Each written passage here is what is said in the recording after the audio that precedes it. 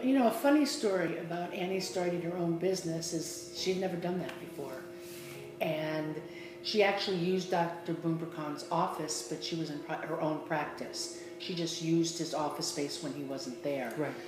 So, you know, here we're working on plans for Sagua, and she's starting her own business. And she had those little index cards in a little metal box that they would come in for, like the 3x5 cards.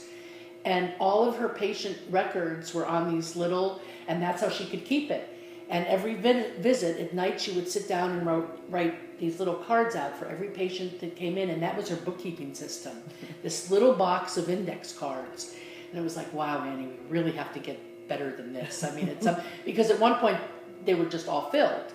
So at that point, we really got a little more sophisticated and bought a program, you know, a computer program, a software for patients.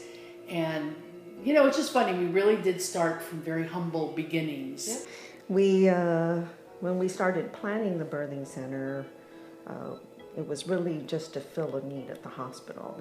The hospital labor room and delivery room was so overcrowded that Lena and I kind of came up with this idea to instead of them trying to build new labor rooms that they didn't have room for at the hospital, we had said, well, maybe these low-risk patients can move out of the hospital. So we started to look around, and of course, I always laugh because Ellen's mom, who has always ran stores, a very big businesswoman, said, well, you really need a good finance person, and what's the qualifications of your finance person? I said, well, just tell your mom that Flory was our class treasurer every year from 3rd grade to all the way through high school, and you know, somehow the accounting was always correct, and nobody ever questioned that she stole our quarters or anything like that. So, and at the time she was working for another company in their finance department. So we kind of got her on board, right? Yeah.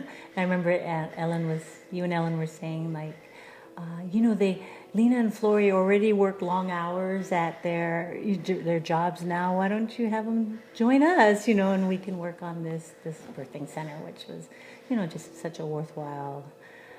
Yeah, and you know, again, I think we were just all at a time in our lives anyway. I think Lena and Flory had been working for their companies for quite a few years, and so, you know, we took a trip to Orlando, Florida, Flory, Lena, and I, and attended a sort of providing maternity services in the 20th century type of conference. And then we flew out to California and toured a couple of birthing centers just to see, you know, what it would look like or that. So part of our planning, you know, like Elle said, we get together a lot and we try to think about the concept and the vision. And it's really when we're not together that we talk about the details. So during this time, Annie started up her own private practice. That was one big thing. Both she and Elle were working in a group up at PMC. So that was almost like our test run, right? Was how would Annie set up her own practice? So she joined Dr. Boone Percon in his office, and that was the beginning to see how this business could work. And then we started, while she was doing that, we started to do our research and found out about the health facility guidelines and what would be required to meet the standards. So there were those kinds of details, and I had a lot of experience because I was at the hospital. So in my role at the hospital, not only did I know the statistics, but I oversaw the capital improvements for the most part. So that was experience that I was able to bring to this job. And when Annie's classmate Lisa Provito happens to be an architect, well, you know, I just handed her the guidelines that I was familiar with, and together we did the space planning. So, you know, Annie had this idea, and she, you know, we even have a sketch. I found this sketch that she did, and she said how she wanted this whole function to work. And based on that, then Lisa started to put together the different layouts of different rooms and the like. So that part was pretty cool. We went to the Small Business Development Center, right, and we had many meetings with a lot of people there, and they were so intrigued by the idea that they brought in people from the university. Remember, we had some professors that were in either marketing or finance, right, and they joined our meetings to start talking about it, and that took a lot of time. And the other thing I remember was the business plan, creating the business plan. That was a difficult, certainly new to us, but we had people to talk to, and again, the Small Business Development Center. And one of Annie's classmates, Joanna Duane, she was actually out here for about 6 months, so she helped us because she had a lot of experience in marketing and business plans. I remember she ran a couple of focus groups for us to find out what women were looking for in terms of childbirth, so she helped to put together that marketing plan. Whereas I was really more on the facility side and trying to get the equipment and make sure that structure met the guidelines and met their requirements as physicians. We had a lot of support though, even with the community. The health insurances were very helpful in the beginning to support us, to get us going. Of course, ADAs and the banks. Everywhere we turned, there were people that supported us.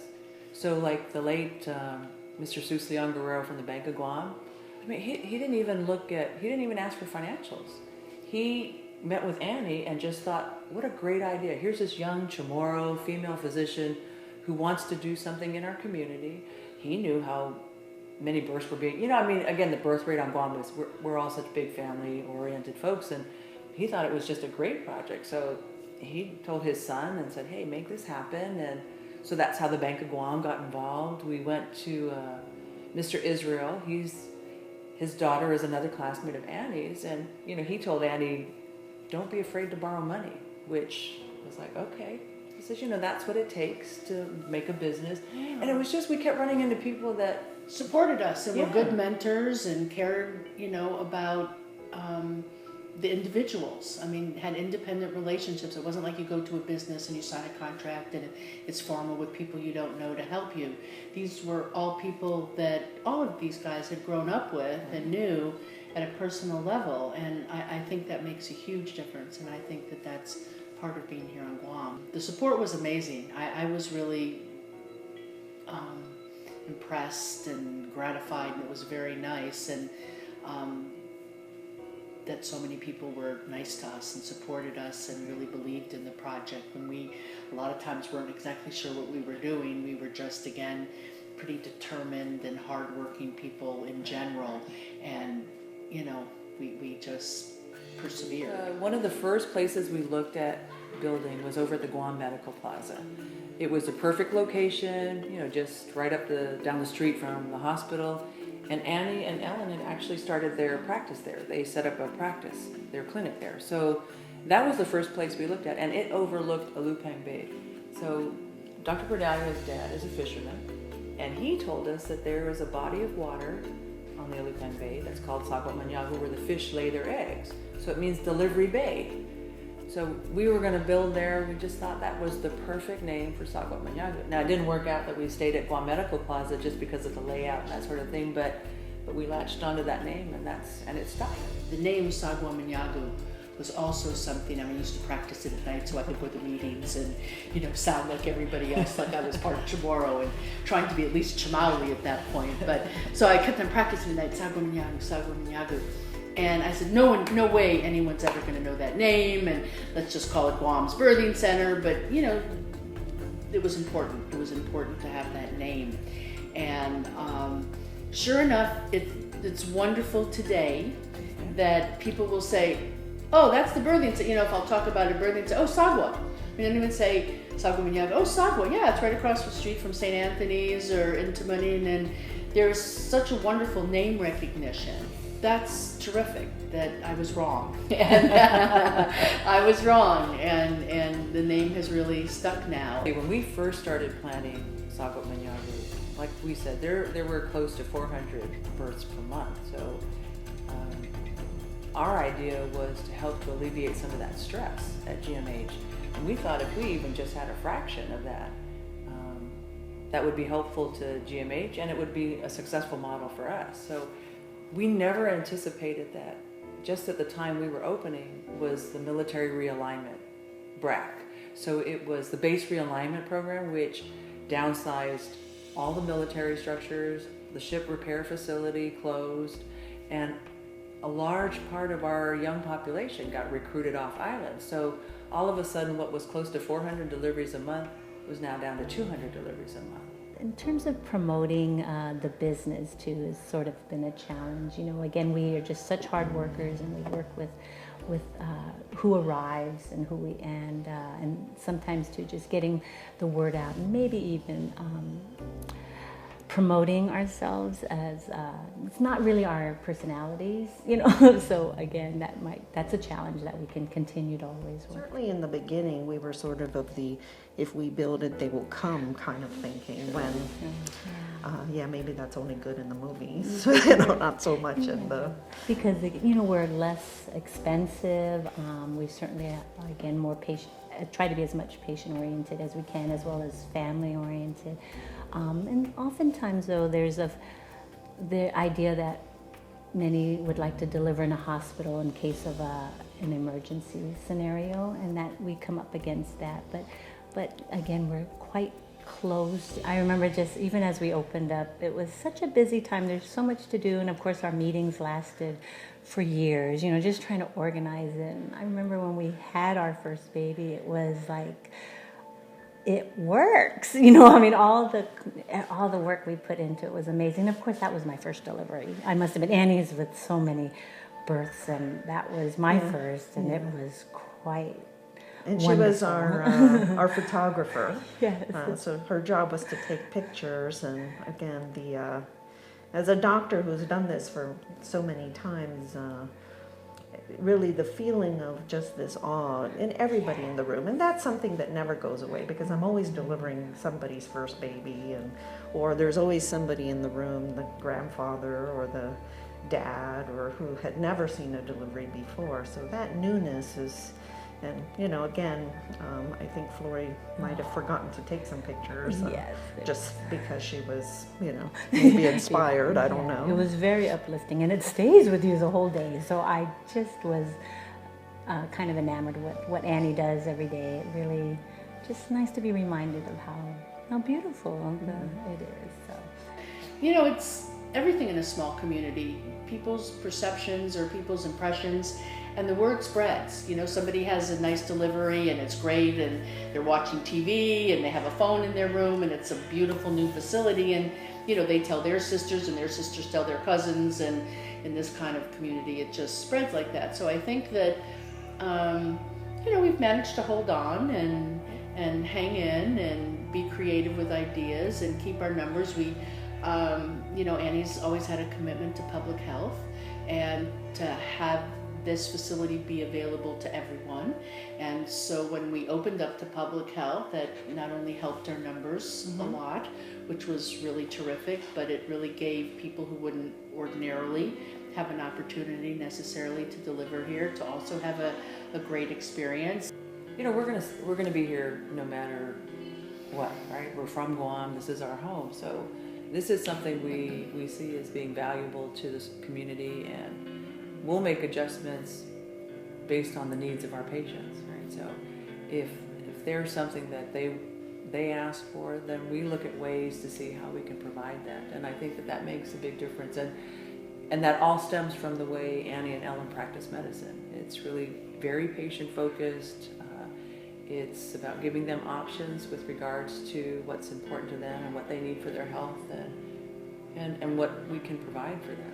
And that philosophy that they practice with has been actually spread throughout our organization. So whether it's our registered nurses here at the birthing center, or it's Barb Moffness, who's teaching a class to all her many families, or Anna, who's providing nutritional counseling, it doesn't matter, right? Everybody is focused on the patient, and I think that's what makes a big difference, and that's what makes people like to come back to us. Right. Mañagu magazine is quite appreciated by the families. We get a lot of feedback that they really enjoy that, in terms of both educating them, because there's such good articles in there, as well as just feeling happy to have been a part of the Sagua experience, the Sagua Mañagu experience. So that's an accomplishment. That's really been a wonderful thing, and certainly our patients, and you know, it's a nice feeling that our patients continue to come back and continue to believe in what we're doing here, and And again, we thank them for that.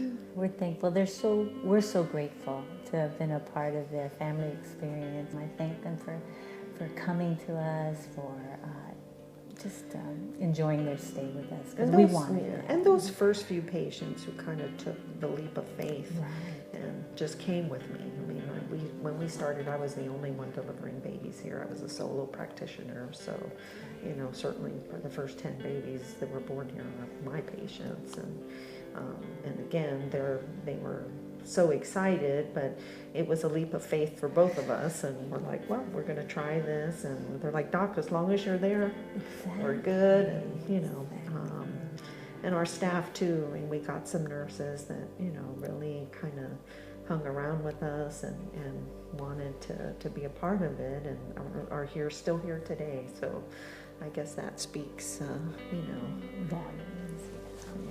But thank you.